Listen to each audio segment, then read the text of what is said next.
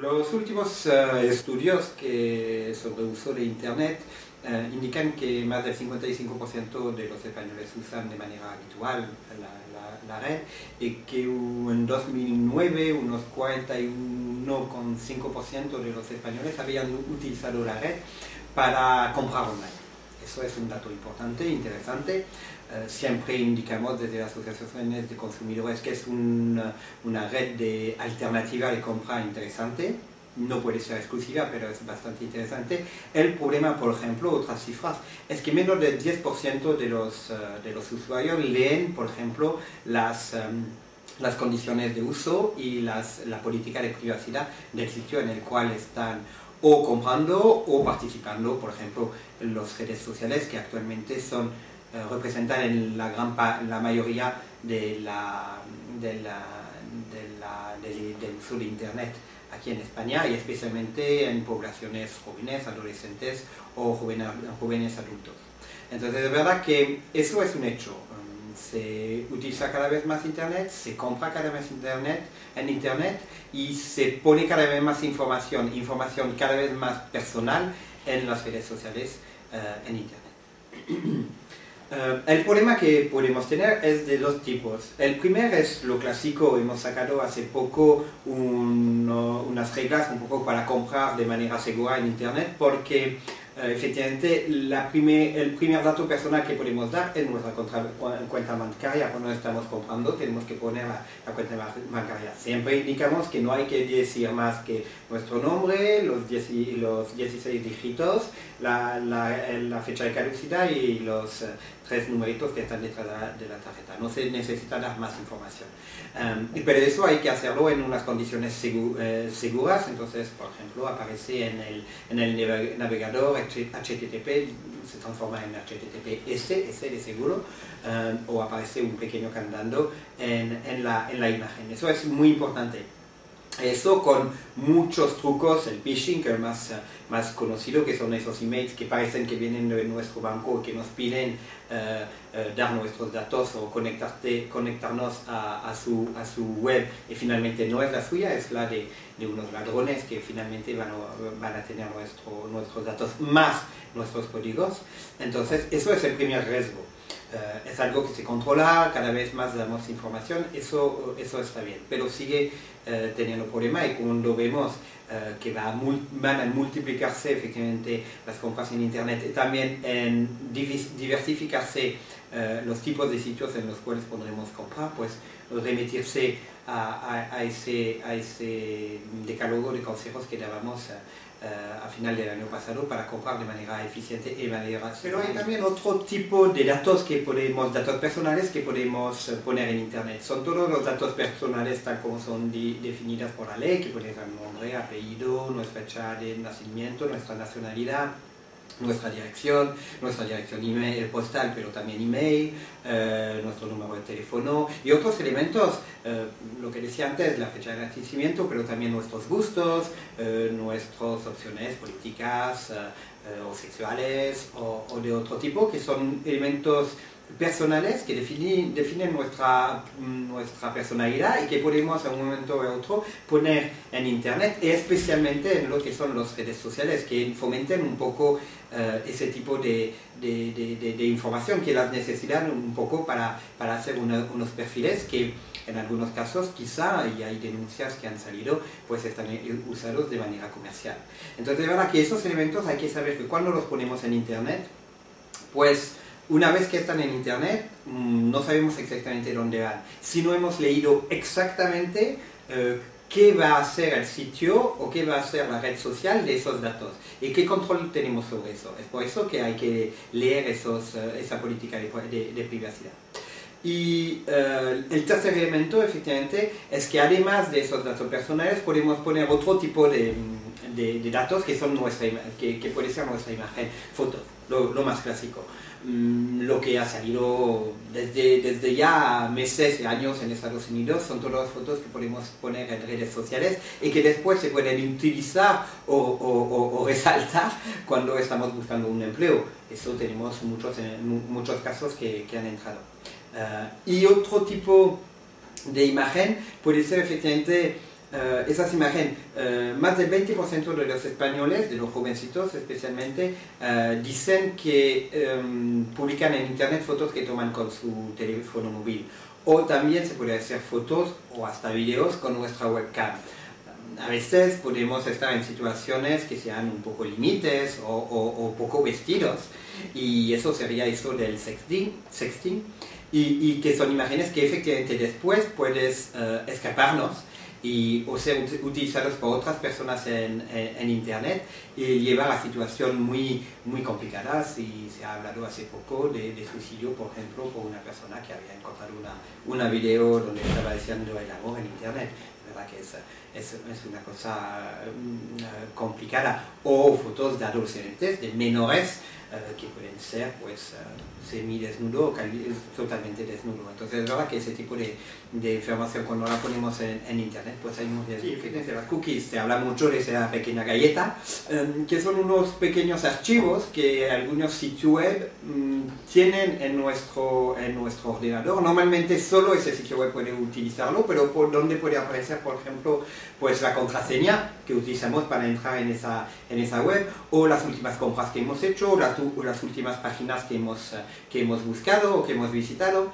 Y eso es verdad que es cómodo, efectivamente, para que el servicio al consumidor, al usuario de internet, sea más rápido, se le recuerda lo que ha hecho, va más rápido o más eficientemente. Pero eso es lo que decíamos un poco antes, permite también de hacer, cuando son cookies de, por ejemplo, procesador de búsqueda en internet, pues son cookies que tienen mucha información y que pueden permitir, por ejemplo, hacer un perfil, porque efectivamente esos buscadores, por ejemplo, los utilizan para ofrecernos unos vínculos comerciales sobre productos que podrían interesarnos según lo que he analizado de, por ejemplo, las búsquedas que hemos hecho en última semana, último mes o último año.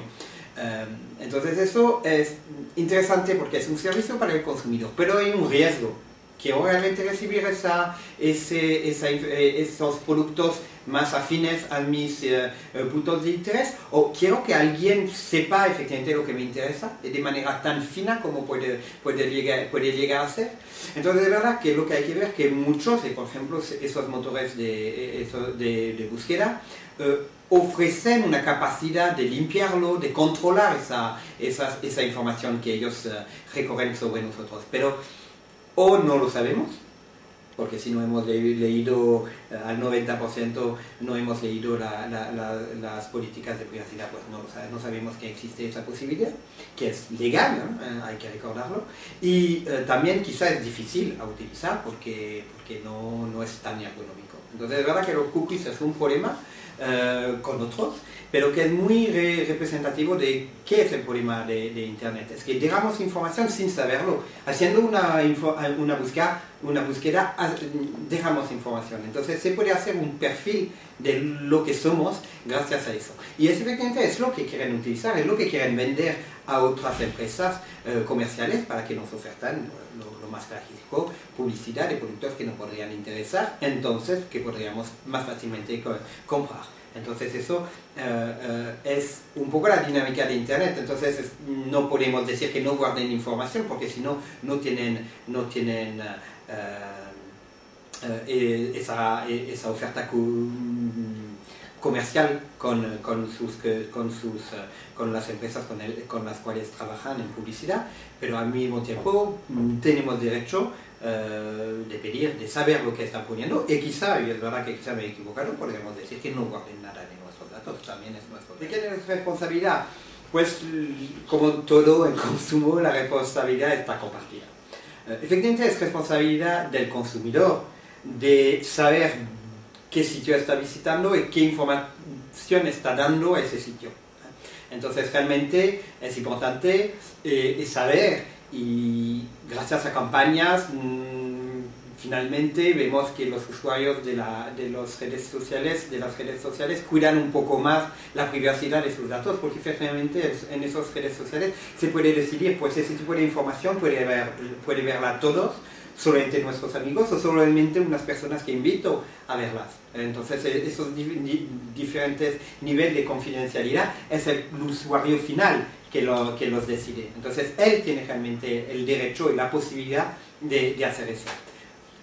Se puede ser a veces complicado y ha llegado, ha tardado en llegar, pero es posible. Entonces el segundo responsable pues, son las empresas. Efectivamente tienen que actuar pues, de manera transparente, tienen que poner a la disposición de los consumidores su política de privacidad y las herramientas que le permitan efectivamente controlar su privacidad o controlar los elementos de personalidad de los cuales dispone la empresa.